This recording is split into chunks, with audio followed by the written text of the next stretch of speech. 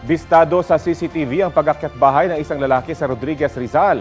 Sinusubukan pa raw bumalik ng suspect sa bahay para hanapin ang kanyang damit pang itaas. Balita natin ni Bam Alegre. Sa CCTV footage na ito, kita ang isang lalaki nakaputing t-shirt na dumating sa harapan ng isang bahay sa barangay Manggahan, Rodriguez, Rizal. Maya-maya, inakyat niya ang bahay gamit ng kalapit na poste ng ilaw.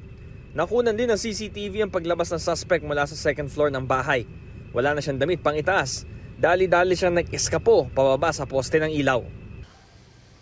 Ito yung poste sa may CCTV kung saan nakita yung suspect. Dito yan sa ating likuran. At ayon sa biktima, bukod sa pagnanakaw, sinaktan din daw siya ng suspect.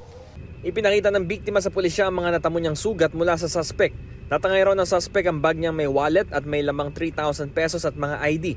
Matapos magsumbong ng biktima sa pulisya, nagkasa sila ng follow-up operation para mahanap ang suspect na natukoy bilang isang delivery rider.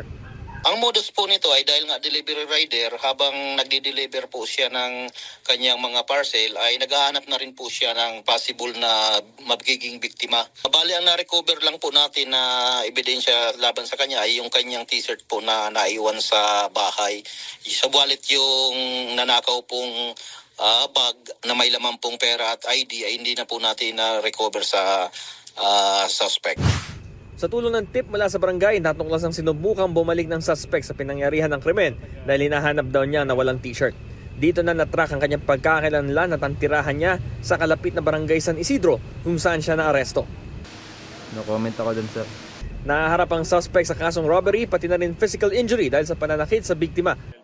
Bam Alegre, nagbabalita para sa GMA Integrated News.